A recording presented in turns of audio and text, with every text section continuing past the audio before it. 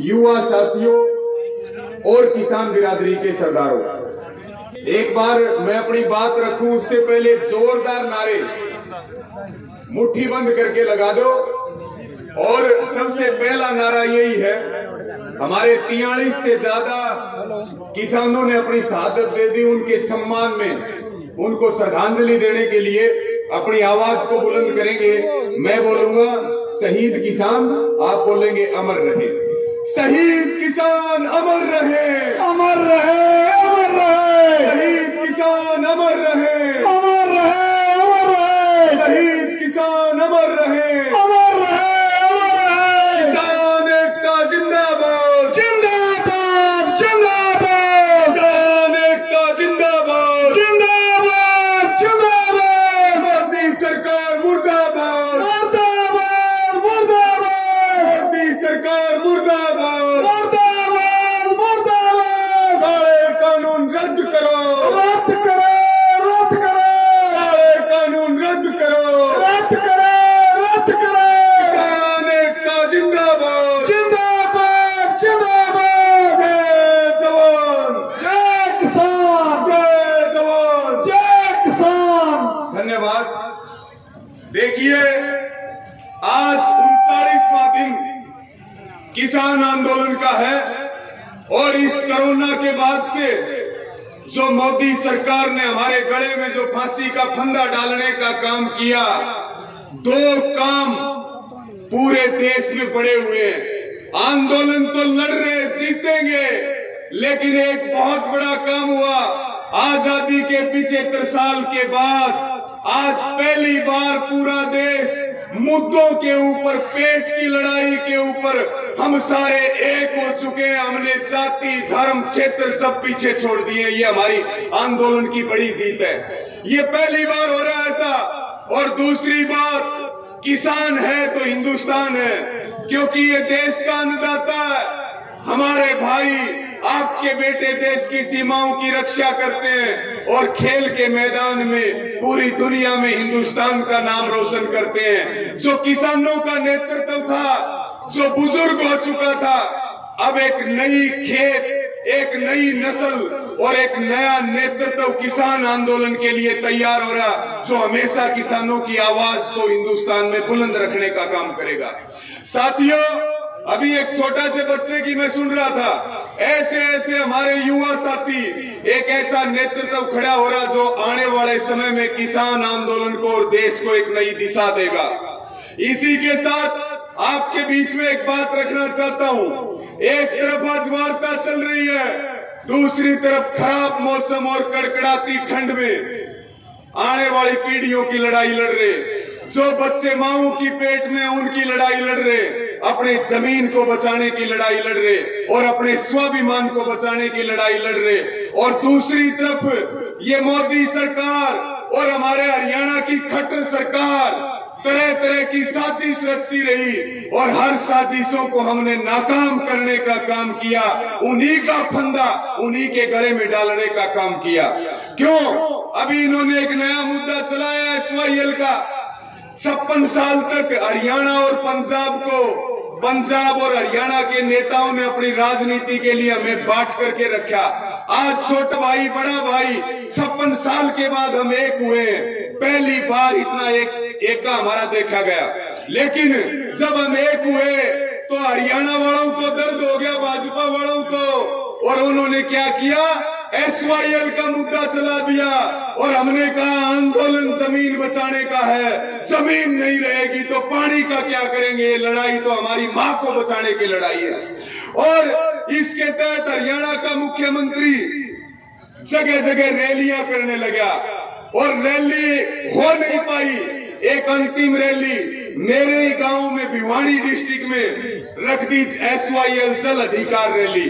हम यहाँ टिकरी बॉर्डर से वहां गए और ऐलान किया, सारे इकट्ठे हुए, मीटिंगें रखी, किसान पंचायतें रखी कि भाई जो हमारा एकता तोड़ने के लिए, हमारा भाईचारा तोड़ने के लिए अब तुम्हें SYL याद आ रही है। ये SYL की रैली हम किसी भी कीमत पर नहीं होने देंगे। विरोध किया, हमने कहा तुम 27 को रैली करोगे, हम 26 को ही रैली स्थल पर कब्जा ले लेंगे। हजारों की संख्या में किसान जुटे और हरियाणा के मुख्यमंत्री की हिम्मत नहीं हुई वो अपना हेलीकॉप्टर उस धरती पर उतार सके।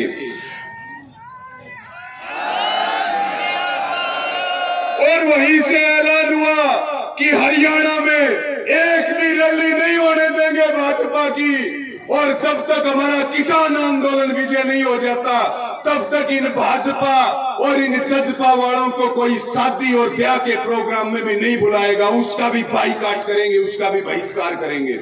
हरियाणा ने एक फैसला लिया है, ये जितने लोग आंदोलन के खिलाफ बोल रहे, ये भाजपा के लोग, कोई सरपंच बनना चाहता है, कोई बीडीसी और पार्षद बनना चाहता है। हमने सर्वसम्मति से प्रस्ताव पारित किया, जो विरोध करेगा, जो आज किसान आंदोलन के विरोध में है, उनको हम हराने का काम करेंगे, आंदोलन में उनका विरोध करेंगे, उनका बाइकाट और उनका बहिष्कार करेंगे। मुझे लगता है मौसम बारिश का मौसम, खराब मौसम और इन सर्द में हम आंदोलन कर रहे।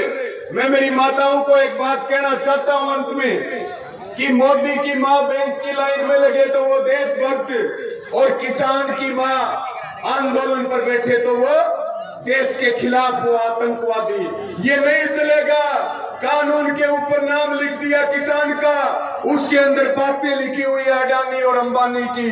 हमने संकल्प लिया है, चाहे जो हो जाए, ये लड़ाई मान सम्मान की है, हर हाल में दिल्ली को जीत करके जाएंगे और किसानों को न्याय दिलवाने का काम करेंगे।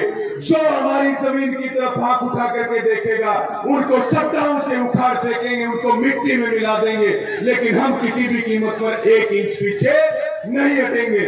और इसी के साथ मैं आप सबके संघर्ष को सलाम करता हूं, आपके चरणों में वंदन करता हूं और आपकी हिम्मत को दाद देता हूं। आप जो काम कर रहे, ये आने वाली पीढ़ियों को एक नई दिशा और एक नई दशा देने का काम करेगा।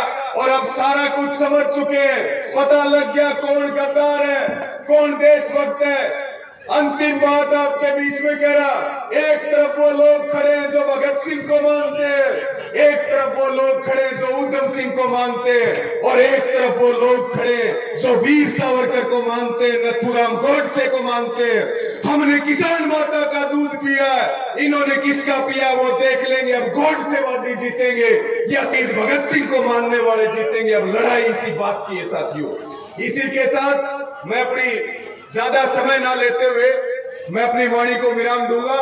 और नतीजा चाहे जो, अब तो ऐलान हो गया कि 26 तारीख को, आज जो है, आज या तो सरकार हमारी मांग मान ले, अन्यथा 6 तारीख को केएमपी पे ट्रैक्टर मार्च करेंगे और 26 जनवरी को जो है सरकारी परेड की जगह अब की बार राजपथ के ऊपर ट्रैक्टरों के साथ किसान परेड करेंगे और अपनी ताकत पूरी दुनिया को दिखाने का काम करेंगे।